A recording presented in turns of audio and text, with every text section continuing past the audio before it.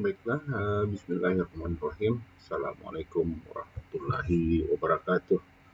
Ya, alhamdulillah, alhamdulillahirabbil alamin. Puji syukur kehadirat Allah Subhanahu wa taala yang telah mempertemukan kita di kesempatan ini ya, melalui nikmat yang Dia berikan, nikmat kesempatan dan kesehatan sehingga kita bisa melakukan semua ini. Baiklah, para peserta didik, tidak lupa pula kita senantiasa untuk mengirimkan salawat dan taslim kepada junjungan Nabiullah Sallallahu Alaihi Wasallam beserta para sahabat dan kerabatnya. Mahasiswa peserta didik yang saya banggakan, kali ini kita akan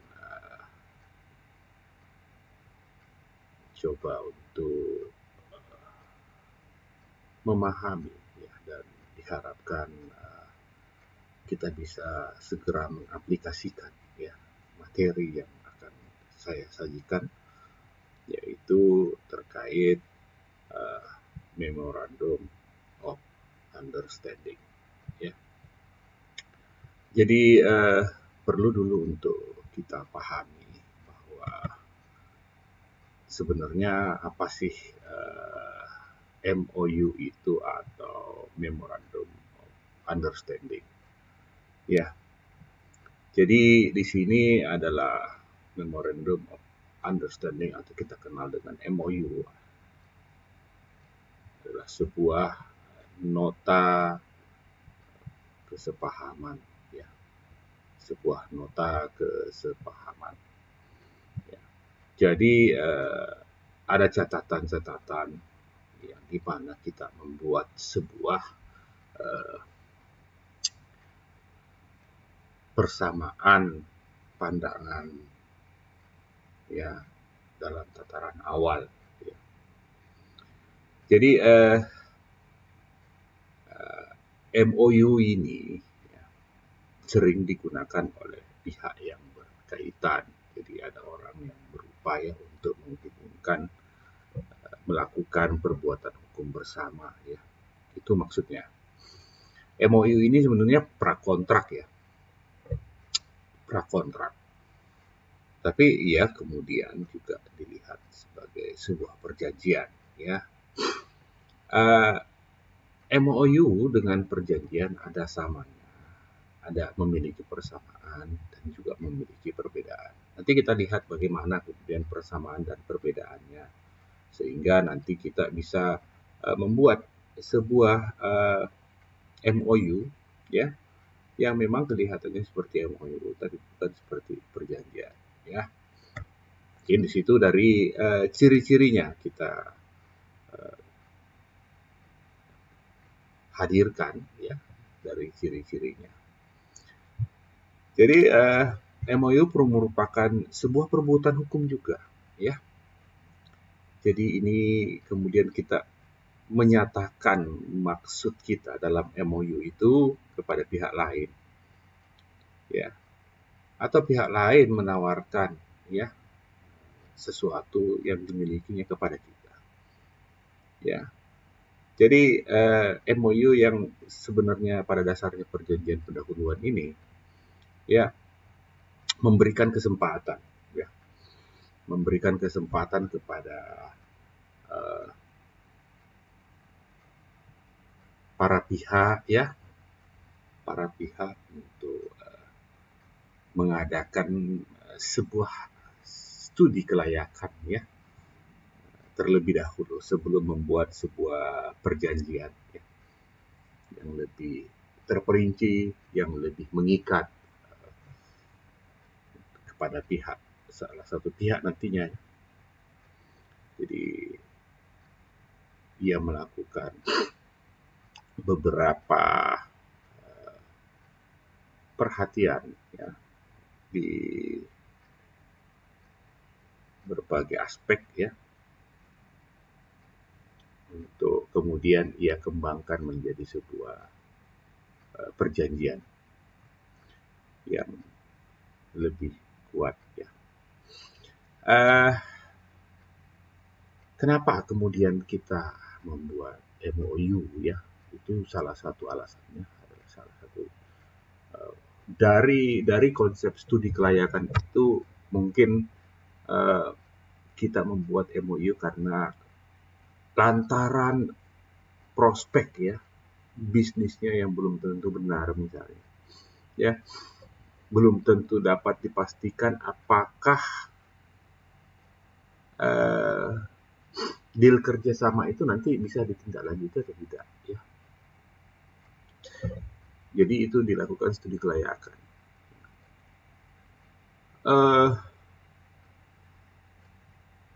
Mungkin karena dikira penandatanganan kontrak masih lama dengan negosiasi yang alot ya. Jadi ini kadang dibuatnya MOU seperti itu. Bisa jadi masih banyak yang perlu dibenahi dalam sebuah perjanjian sebelum kita membuat sebuah perjanjian. Ya. Jadi belum tentu akan kita lakukan penandatanganan ya. Tapi daripada kita tidak melakukan ikatan apa-apa ya, mungkin saja kita akan tidak mendapatkan kesempatan ya untuk bekerja sama. Jadi sebenarnya ini MOU perlu juga dibuat ya. Nah, dia bisa berlaku untuk sementara waktu ya, sementara waktu itu menjadi garis besar ya. Itu perlu digarisbawahi ya, bahwa dia berlaku sementara waktu ya.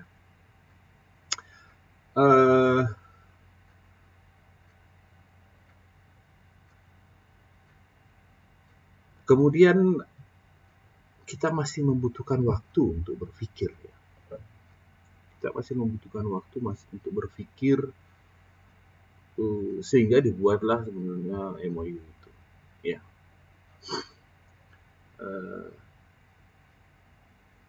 Kalau kita terburu-buru ya untuk melakukan sebuah perjanjian, dikhawatirkan kita kemudian memiliki ketidaknyamanan dengan perjanjian itu sehingga hubungan itu kemudian bisa menjadi tidak baik ya, bisa jadi wan prestasi dan sebagainya. Jadi memang mungkin MOU ini bisa kita katakan jika kita melakukan sebuah perbuatan yang terburu-buru itu adalah pengaruh setan ya, itu adalah konsep Islam, sehingga mungkin saja apa yang kita buat itu tidak memiliki kelanggengan dalam kerjasama ya. Terjadi banyak wan prestasi terjadi. Kita tidak melakukan studi kelayakan terlebih dahulu. Jadi ciri-cirinya bisa kita lihat ya dalam Memorandum of Understanding itu dia berisikan hal yang pokok saja ya. Jadi secara garis besar saja apa yang kemudian kita akan tingkatkan menjadi perjanjian. Ya. Dia berisikan terkait pendahuluan ya. Dia memiliki batas waktu ya, batas waktu yang pendek. Ya. Misalnya 1 bulan, 6 bulan, atau paling lama 1 tahun ya. Biasanya dalam pembentukan MOU itu. Jadi dalam periode waktu itu tidak ditindaklanjuti menjadi sebuah MOU, maka artinya begini, ketika MOU itu tidak dikembangkan ya dalam menjadi sebuah perjanjian yang lebih detail, maka MOU itu kan bakal batal. Terkecuali memang MOU itu diperpanjang lagi untuk ditindaklanjuti ya, misalnya 1 bulan. Nah, karena kesempatan ini sebenarnya bisa diambil orang ya. Kesempatan untuk melakukan bisnis bersama sebenarnya bisa diambil orang. Tapi karena MOU ini menutup ruang bagi orang lain ya untuk sementara waktu. Karena kita masih melakukan studi kelayakan masing-masing. Uh, jadi terdapat biasa dalam MOU itu tidak terdapat sebuah keharusan ya untuk yang dalam bentuk memaksa ya. Biasanya hanya waktu saja yang kita tentukan. Ya. Tidak ada keharusan yang betul memaksa di dalam MOU misalnya apa sanksi ketika kita tidak menindaklanjuti sebuah perbuatan. Ya. Waktu saja yang ditentukan ya. Sehingga dengan sendirinya MOU itu tanpa dilakukan pembicaraan kembali untuk memperpanjang waktu, maka MOU itu akan batal dengan sendirinya. Jadi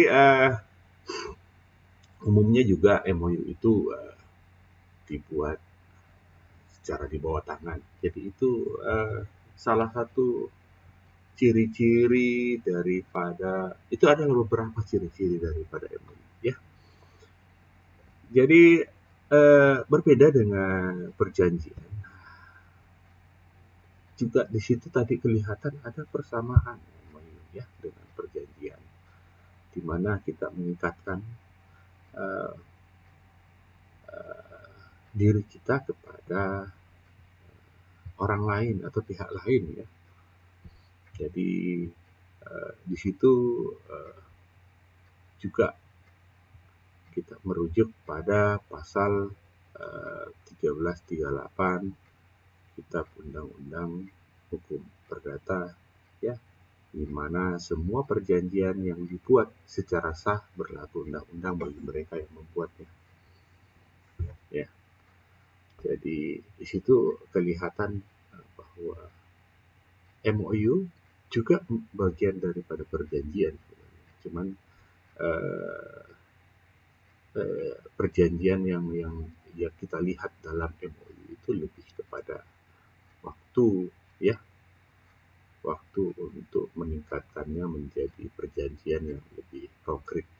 Ya, di situ saja ya, masalah waktu saja yang bisa kita lihat di situ merupakan perjanjian, di mana ia kemudian batal dengan sendirinya ya. Karena kita berjanji untuk bersama-sama melakukan studi kelayakan, bagaimana kemudian kita bisa meningkatkan ini menjadi sebuah perjanjian. Atau kalau nggak bisa ditingkatkan, ini akan batal dengan sendirinya. Ya. Atau kita batalkan ya di awal perjanjian itu. Ya. Supaya orang lain yang ingin bekerja sama dengan sebuah perusahaan atau dengan kita bisa juga membuat MOU ya. Jadi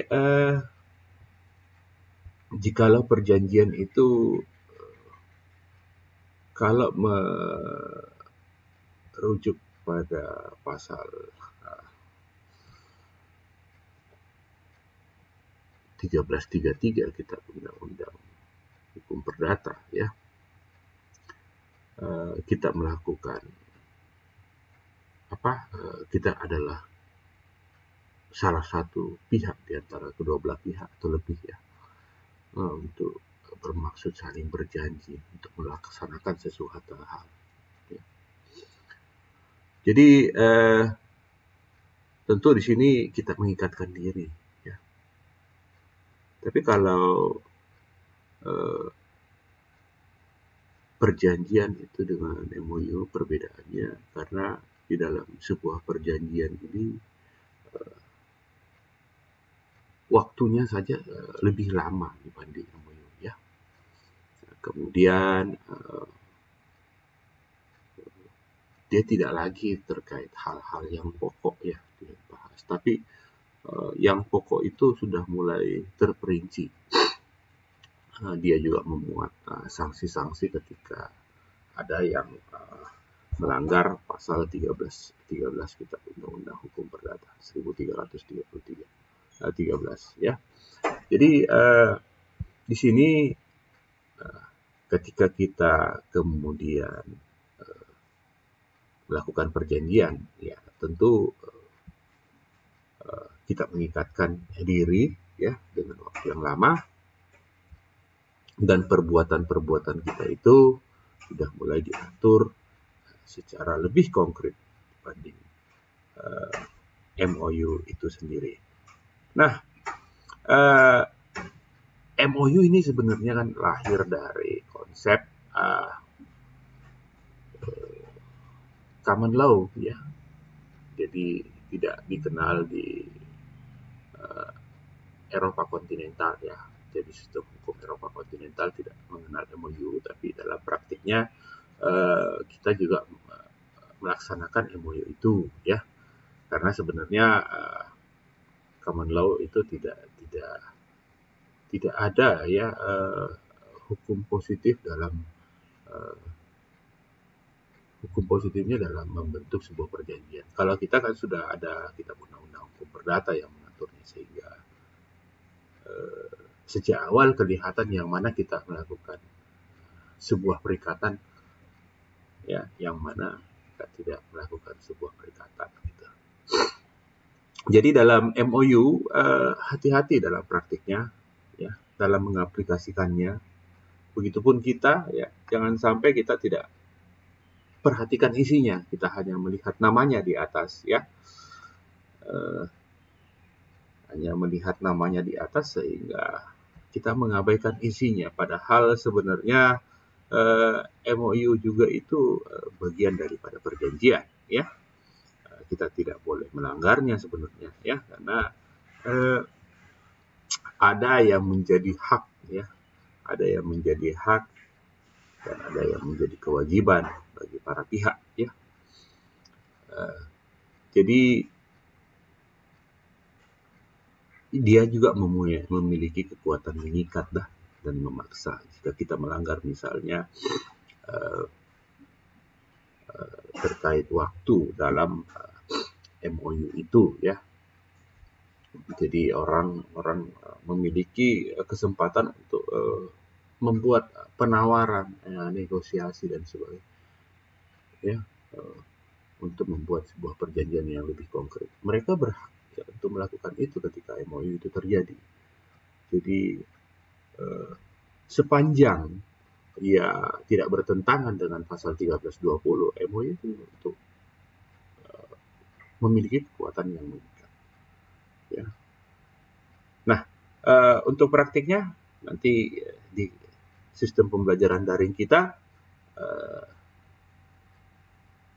untuk kita coba aplikasikan MOU ini sehingga terlihat berbeda dengan sebuah perjanjian pada umumnya. Terima kasih sudah menyimak video pengantar ini. Salam sehat selalu dan assalamualaikum warahmatullahi wabarakatuh.